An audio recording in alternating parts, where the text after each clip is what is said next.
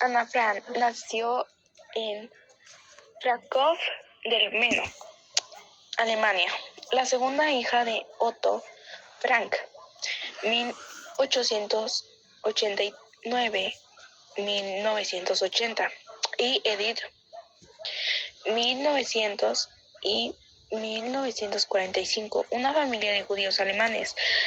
La familia vivía en una comunidad asimilada de ciudadanos judíos y otros que no lo eran. Los niños se criaban con amigos católicos, protestantes y judíos. Los Frank eran judíos reformistas.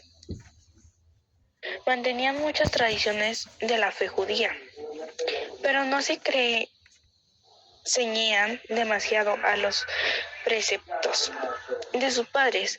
La creyente era Edith Otto,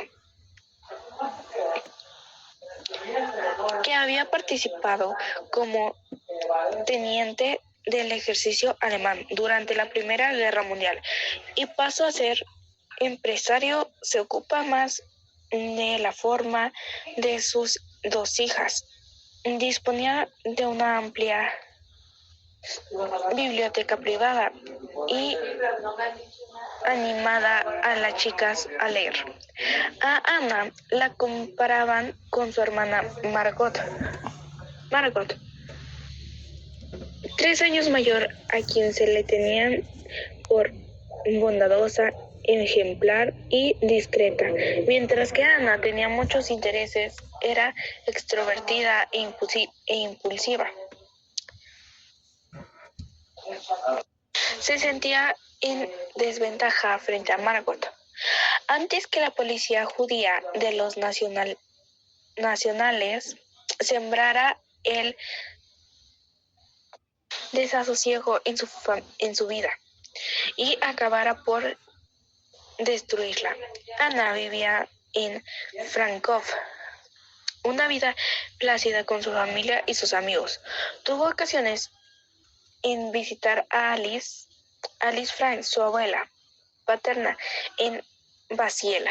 Según su primo Bernard, era una niña que no paraba de reír.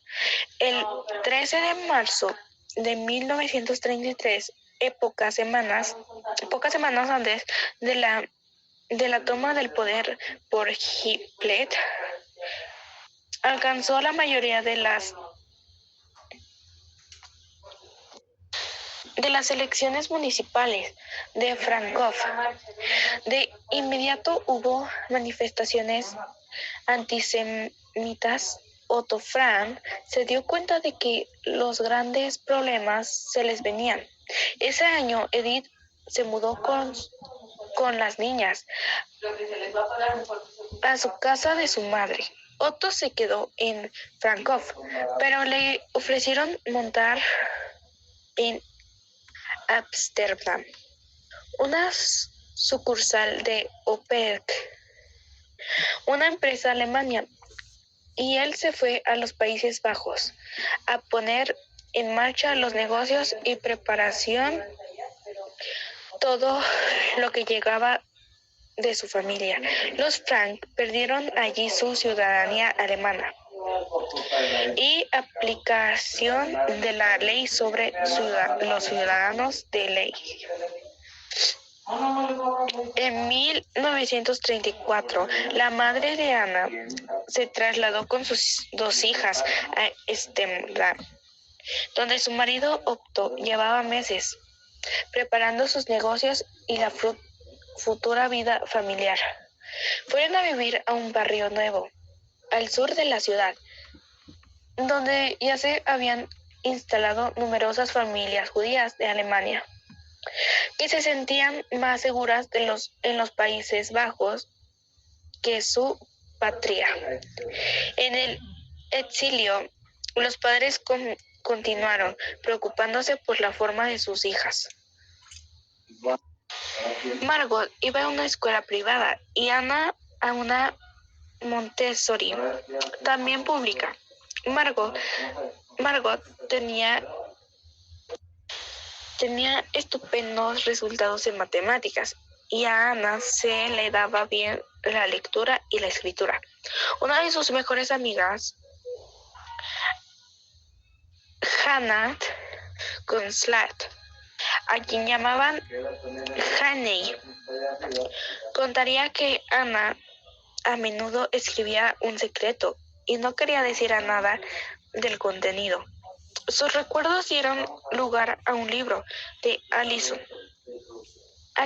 Leslie Golf, publicado en 1998. Otra amiga, Jacqueline Van Marcel, relató algunos años después sus vivencias con Ana. En el verano del 1935 y 1936, Ana pasó unas vacaciones despreocupadas con su tía abuela en Suiza, donde hizo amistades. A partir de 1933, Otto Frank estuvo a cargo de la sucursal holandesa de Opeka. En 1938, junto con su amigo Herman Van Plees, un carnicero que también había huido con su familia judía, fundó otra empresa dedicada a la venta de especias. Otto hacía grandes esfuerzos por asegurarse ingresos, pues fue testigo de cómo el banco, su padre,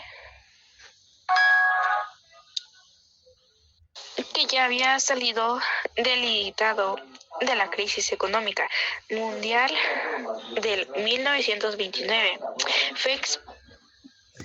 fue expropiado por los nacionalsocialistas. En 1939, la abuela de Ana, madre de los Franks, y se quedó con ellos hasta que falleció en 1942. Su familia se enteró de primera mano de la manera tan despiadada en que actuaban los nacionalsociales. Por el hermano de Edith, Walter, a quien detuvieron en la noche de los cristales rotos y llevaron al campo de concentración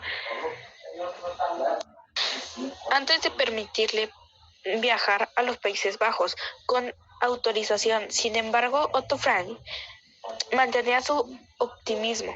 Incluso tras enterarse de las sinagogas incendiadas, calificó el suceso como un ataque de fiebre que haría entrar en razón a todos los participantes. Pero su esperanza se trocó en miedo cuando en septiembre de 1939 el ataque a Polia hizo estallar la Segunda Guerra Mundial. A los judíos exiliados les preocupaban las amenazas que el ansia de expansión de bajos, los cuales intentaban mantenerse neutrales. El 10 de mayo de 1940, Alemania ocupó el país. Las tropas se rindieron y la reina Guillermina huyó a Londres, donde exilió. Quedó patente a los judíos en Holanda. Les esperaba el mismo destino que a los otros territorios ocupados. Otto y Edith Frank ya no podrían ocultarse y tampoco ocultarles a sus hijas la situación. Hasta entonces habían intentado mantenerse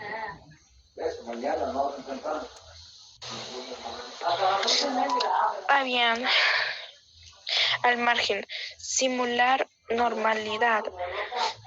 Pero ahora Ana estaba hecha un lío. Su carácter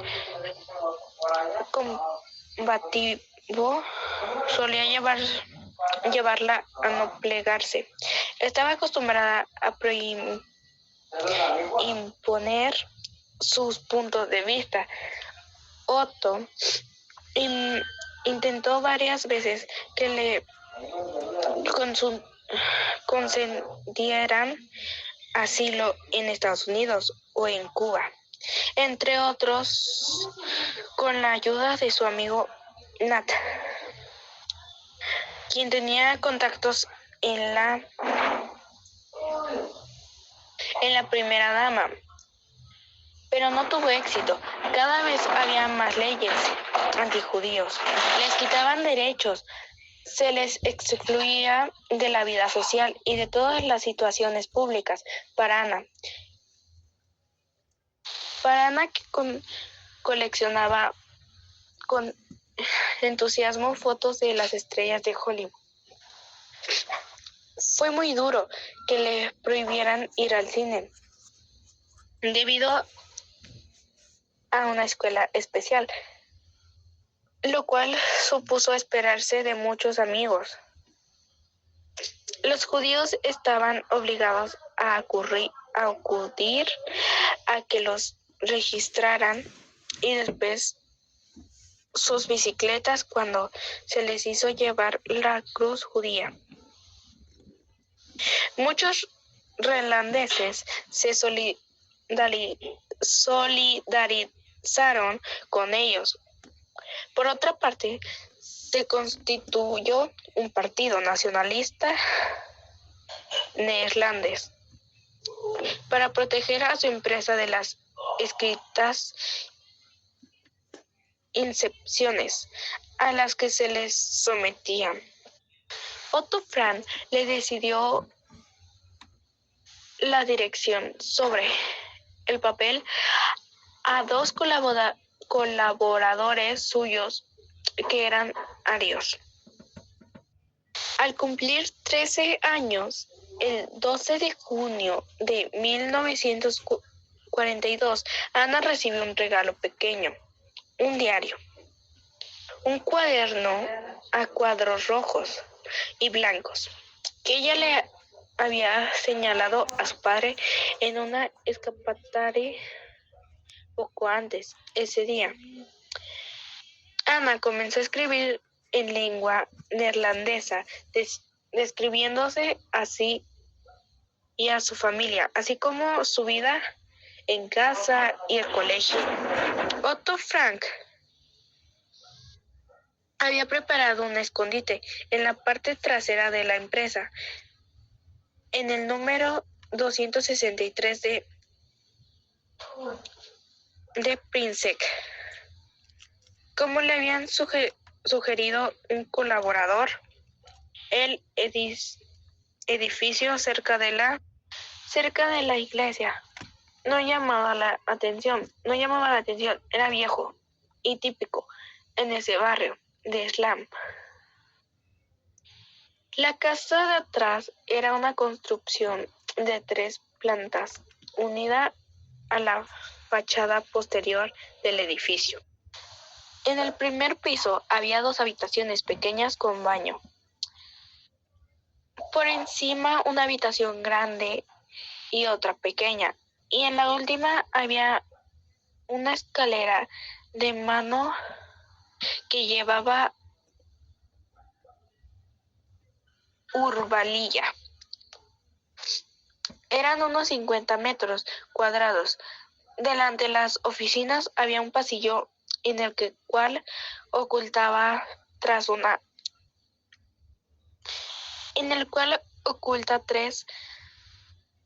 una estantería de libros. Una puerta se abría hacia una escalera empinada que llevaba a la casa trasera.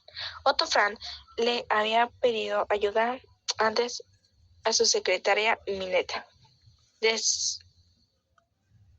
Si bien ella tenía que contar con ser castigada en caso que se descubrieran a los judíos, accedió y asumió una difícil responsabilidad. Junto con su marido, Jan Gies, los colaboradores de Otto, Huchler y Keiman, así como Beb y Buskovic, ayudó a los habitantes de la casa trasera. La situación de Frank se tornó delicada cuando, el 5 de julio de 1942, Margot Frank recibió una llamada de la Unidad Central para Emigración Judía en Ámsterdam, que ordenaba su deportación a un campo de trabajo. Si Margot no hubiese acudido, habrían detenido a toda la familia. A raíz de la llamada, Otto Frank decidió trasladarse antes de lo previsto al escondite con su familia, junto a los judíos. Como los judíos no podían utilizar los transportes públicos, debieron caminar kilómetros hasta el refugio, portando cada uno de todas las vestimentas que podían. No podían correr el riesgo de ser vistos con equipajes. Al día siguiente, el 6 de julio, empezó para la familia una vida oculta, ya que parecía imposible huir de los Países Bajos, ahora ocupados. Helmut Silverberg, amigo de Ana, fue a visitarlos a su casa y se encontró con que ya no estaban. Para disimular, la familia había desordenado su vivienda anterior y habían abandonado un papel del que se podía deducir una huida repentina a Suiza.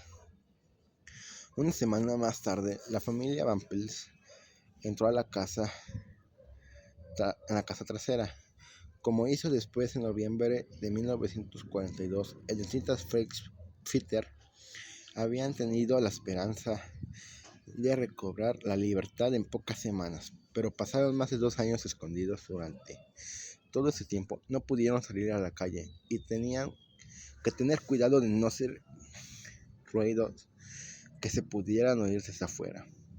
El ambiente era tenso. Los refugiados vivían con miedo e incertidumbre, lo que daba lugar a continuas tensiones. Los conflictos personales se habían cada vez más visibles. A Ana le molestaba tener que compartir la habitación con Peters y ver su privacidad limitada. Discutía a menudo con su madre, cada vez más desesperada, lo cual chocaba con la manera de ser de la hija. Y Otto intentaba que recuperara la calma. Para Ana fue muy difícil pasar su adolescencia, época caracterizada por una actitud rebelde, encerrada con sus padres y obligada a adaptarse. Mip Hips no solo traía alimentos, sino también noticias de la guerra.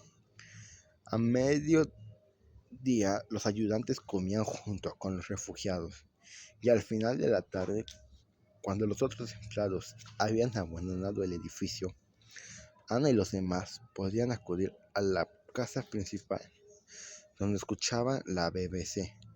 Las noticias eran preocupantes.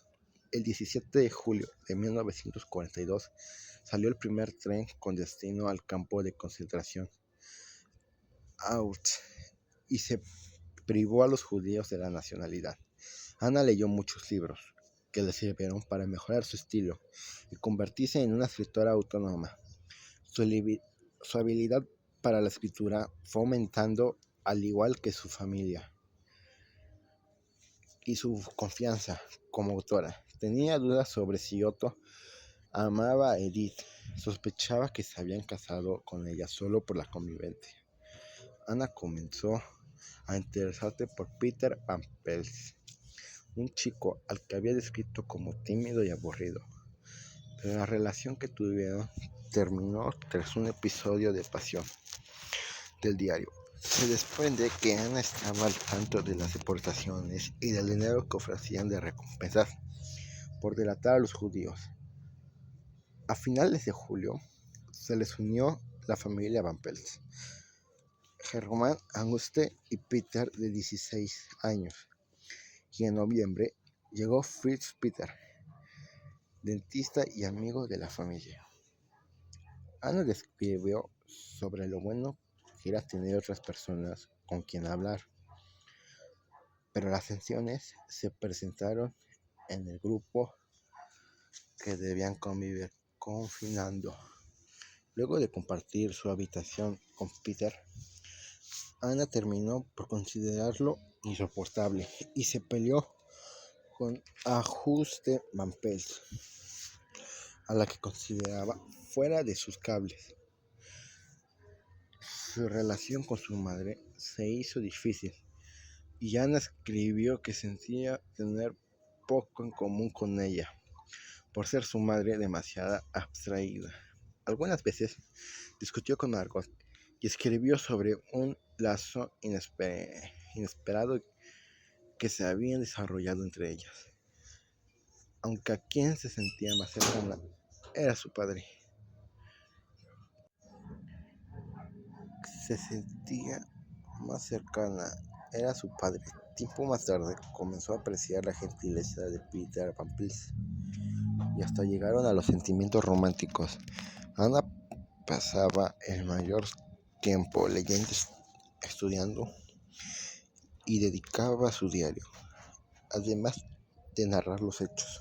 Escribía sobre sus sentimientos, cercancias y ambiciones, temas de los que no hablaba con los demás. Al sentirse más segura sobre su forma de escribir, al mismo tiempo se cree que crecía, maduraba, trataba temas más abstractos como sus creencias en Dios o sobre cómo definía ella la naturaleza humana. Escribió hasta el 1 de agosto de 1944. Ana, su familia y los acompañantes fueron arrestados por Sunny Police, Policía Verde, el 4 de agosto de 1944, y un mes después, el 2 de septiembre, toda la familia fue trasladada al tren de Westerbork, campo de concentración en el noroeste de los Países Bajos, hacia Auschwitz, viaje que les llevó 3 días, mientras Miep Hips y Bell Cosi, dos de las personas a las que habían protegido, estuvieron escondidos, encontraron y guardaron el diario y otros papeles de Ana. Desde su captura se creyó que la familia fue delatada por un colaborador de la Gestapo, mientras que otras investigaciones afirmaban que el descubrimiento de los ocupantes fue causal, ya que los agentes de la SS investigaban delitos de empleo ilegal en el edificio y que en persecución de judíos no era su objetivo. En 2022, un equipo de investigadores internacionales, entre ellos el agente jubilado del FBI, Vincent Van Gogh, llegó a la conclusión de que es muy probable que el notario judío Arnold van den Berg delatara el escondite de Frank, en el que habrían sido un trato con los nazis a cambio de garantizar la seguridad de su familia. Si bien algunos historiadores lo han puesto en duda, Anna, Margot y Edith Frank, la familia Van Pels y Fried Pfeffer no sobrevivieron a los campos de concentración nazis, aunque Peter Van Pels murió durante las marchas entre campos. Margot y Anna pasaron un mes en Auschwitz-Birkenau y fueron enviadas a Bergen-Belsen, donde murieron de tifus. En marzo de 1945, poco antes de la liberación, solo Otto logró salir del Holocausto con vida. Miep le dio el diario que él editaría con el fin de publicarlo con el título del diario de Ana Frank, lo que se hizo en más de 70 idiomas en memoria de honor de Ana y Margot Frank. Está el lugar donde se hallaba la fosa común correspondiente a la barranca donde murieron en el campo de concentración de Bergen-Belsen.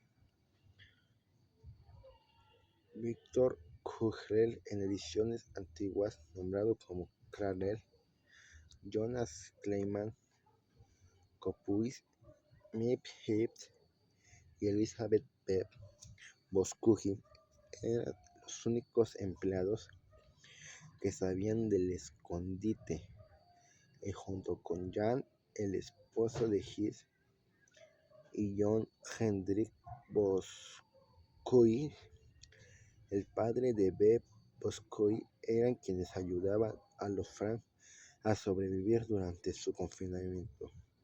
Ellos eran el único contacto entre el exterior y los ocupantes de la casa, y los mantenían informados de las noticias de la guerra y los eventos políticos.